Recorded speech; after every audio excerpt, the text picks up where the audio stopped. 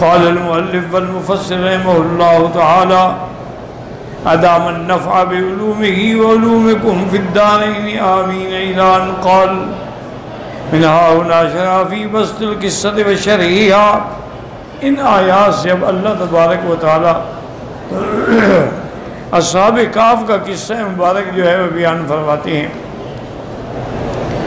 فذکر تعالی انہم فتیۃ وہم الشباب کہ وہ چند نوجوان تھے. وہم اکبر للحق واعداء للسبیل من الشیوخ الذین قد اعتوا وانغمسوا فی دین الباطل. وہ نوجوان ہونے کے باوجود حق کی طرف آنے والے تھے, سیدھے راستے پر تھے, اور ان کے وہاں جو بوڑھے بوڑھے بزرگ تھے وہ سب سرکش تھے اور دین باطل میں ڈوبے ہوئے تھے. فَلِهَذَا كَانَ أَكْثَرُ الْمُسْتَجِيبِينَ لِلَّهِ تَعَالَى وَلِرَسُولِهِ صلی اللہ علیہ وسلم شباباً. اسی لیے ہمیشہ پیغمبروں کی اطاعت کرنے والے سب سے پہلے اور سب سے زیادہ نوجوان ہوتے ہیں. وَأَمَّا الْمَشَائِخَ مِنْ قُرَيْشٍ فَآمَتْهُمْ بَقَوْا عَلَىٰ دِينِهِمْ وَلَمْ يُسْلِمْ مِنْهُمْ إِلَّا الْقَلِيلُ. اسی طرح جو قریش کے بڑے بڑے بوڑھے تھے, شیخ تھے, بزرگ تھے, ان میں نہیں اسلام لائے مگر تھوڑے سے. وَهَكَذَا أَخْبَرَ تَعَالَىٰ أَنَّ أَصْحَابَ الْكَهْفِ أَنَّهُمْ كَانُوا فِتْيَةً شَبَابًا کہ نوجوان تھے اور چند آدمی. وقال مجاہد بلغنی انہو کان فی آذان بعضهم القرطریان الحلق. یہ بھی ایک روایت آئی ہے کہ ان کے کانوں کے اندر وہ بالیاں تھیں. فألہمہم اللہ رشدہم وآتاہم تقواہم فآمنوا بربہم اعترفوا لہ بالوحدانیت. یعنی وہ بچپن سے ہی یعنی انہوں نے اللہ کی توحید کا اقرار کیا. وَشَهِدُوا أَنَّهُ لَا إِلَهَ إِلَّا هُوَ. انہوں نے گواہی دی کوئی معبود برحق نہیں مگر اللہ.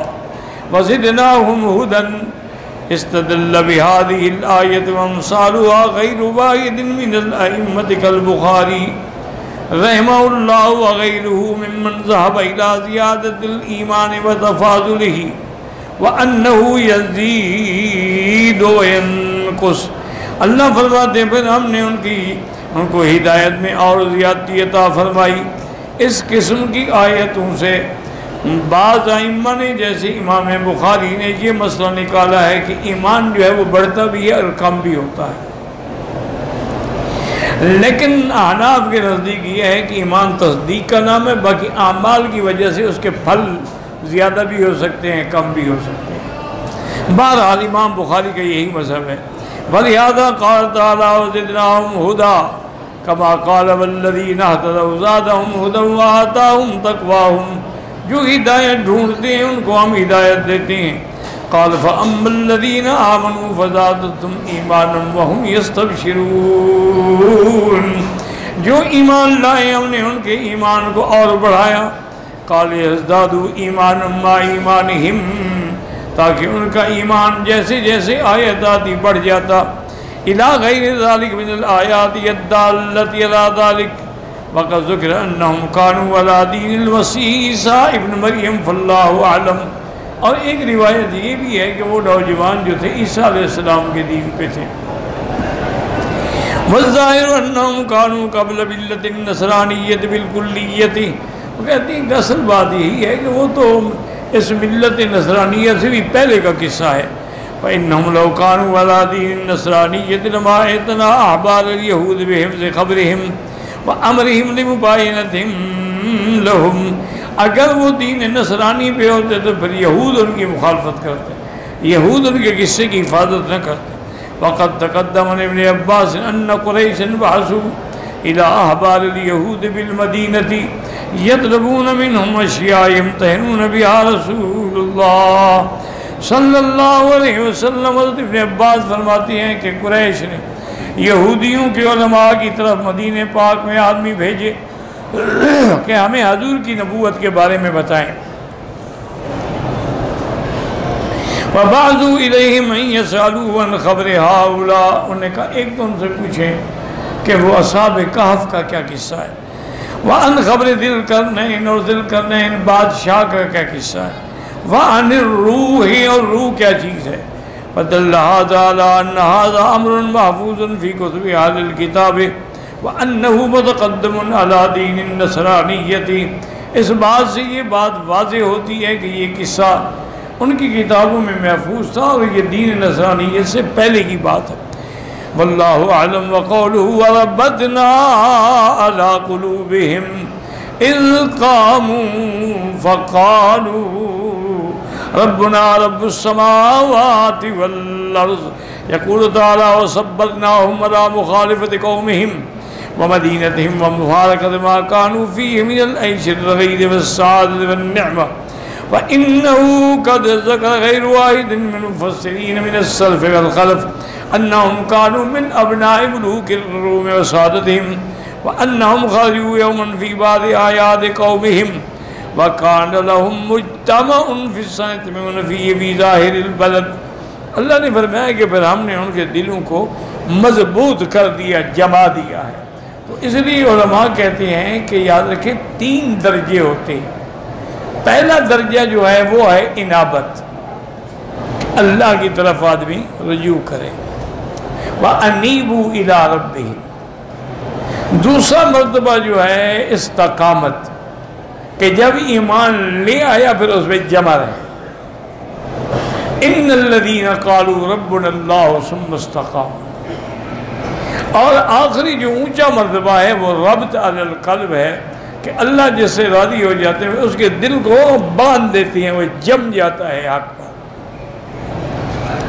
تو اسی طرح ان نوجوانوں کو بھی یہ مقام حاصل تھا کہ ربطنا علی قلوبہم، کہ اپنی قوم کی مخالفت، وطن چھوڑنا، آرام چھوڑنا، راحت چھوڑنی، غاروں پہاڑوں میں دھکے کھانے، یہ آسان کام تو نہیں ہے۔ اور بعض لوگ تو کہتے ہیں کہ وہ روم کے بادشاہوں کی اولاد تھے، ان کے سرداروں کی اولاد تھے۔ وہ ایک دن نکلے عید کے موقع پر، ہر سال عید ہوتی تھی، وَكَانُوا يَعْبُدُونَ الْأَصْنَامَ وَالطَّوَاغِيتَ، وہ عید کے دن لوگ آ کے بتوں کی اور طواغیت کی عبادت کرتے تھے، وَيَذْبَحُونَ لَهَا، ان کے نام پہ چڑھائے تھے، جانور ذبح کرتے تھے، وَكَانَ لَهُم مَلِكٌ جَبَّارٌ عَنِيدٌ يُقَالُ لَهُ دِقْيَانُوس، ان کا ایک بادشاہ تھا، بہت بڑا جبار تھا، اس کا نام تھا دقیانوس۔ وَقَانَ يَأْمُرُ النَّاسَ بِالذَّلِكَ وَيَحُثُّهُمْ عَلَيْهِ وَيَدْعُوهُمْ إِلَيْهِ، وہ لوگوں کو یہ حکم دیتا تھا کہ آ کے عبادت کرو اور ان کے نام پہ ذبیحے کرو۔ فَلَمَّا خَرَجَ النَّاسُ مُتَّبِعِهِمْ ذَلِكَ وَخَرَجَ هَؤُلَاءِ الْفِتْنَةُ وَآبَائِهِمْ وَقَوْمِهِمْ، جب لوگ عید منانے کے لیے نکلے، یہ بھی اپنے ماں باپ کے ساتھ نکلے، وَنَظَرُوا إِلَىٰ مَا يَصْنَعُ قَوْمُهُمْ بَعِينِ بَصِيرَتِهِمْ، اب ان نے غور سے دیکھا کہ یہ عجیب لوگ ہیں، پتھروں کے بتوں کو عبادت کر رہے ہیں۔ عرفوا أن هذا الذي يصنعه قوم من السجود لأصنامهم والذبح لا ينبغي إلا الله الذي خلق السماوات والأرض، انہوں نے کہا یہ تو اللہ کے سوا کسی کو زیبا نہیں کہ آدمی عبادت کرے اللہ کے نام پہ۔ وجعل كل واحد منهم يتخلص من قومه وينهض منهم ويتبرد عنهم، ہر آدمی اپنے اپنے ماں باپ سے ہٹتا گیا کہ ہمیں مجبور نہ کریں۔ وَكَانَ أَوَّلُ مَنْ جَلَسَ مِنْهُمْ وَحْدَهُ أَحَدُهُمْ جَلَسَ تحت ظِلِّ شَجَرَةٍ وَجَعَلَ الْآخَرَ وَجَلَسَ إِلَيْهَا عِنْدَهُ وَجَعَلَ الْآخَرَ وَجَلَسَ إِلَيْهِمَا وَجَعَلَ الْآخَرَ وَجَلَسَ إِلَيْهِمْ، اسی طرح آتے گئے ایک درخت کے نیچے سب کٹے ہوئے۔ وَلَا يَعْرِفُ وَاحِدٌ مِّنْهُمُ الْآخَرَ، آنے والے ایک دوسرے کو بھی نہیں جانتے تھے کہ یہ کون ہے، یہ کون ہے، یہ کون ہے۔ وَإِنَّمَا جَمَعُ أُولَٰئِكَ الَّذِي جَمَعَ قُلُوبُهُمْ عَلَى الْإِيمَانِ، بس وہ ایمان پر جو ان کا دل ٹکا تھا وہ سب ایمان والے تھے۔ كما جاء في الحديث الذي رواه البخاري رحمه الله تعليقا من حديث يحيى بن سعيد أن امرأة عائشة رضي الله عنها قالت قال رسول الله صلى الله عليه وسلم أربع جنود مجندة فما تعارف منها اختلف وما تناكر منها اختلف۔ اللہ نے عالم ارواح میں روحوں کے اندر بھی محبت پیدا کی تھی، تو عالم ارواح میں جن کے اندر موافقت ہوئی وہ دنیا میں بھی موافقت میں رہے، اور جنہوں نے وہاں انکار ہوا ایک دوسرے سے نفرت ہوئی اور نفرت میں رہے۔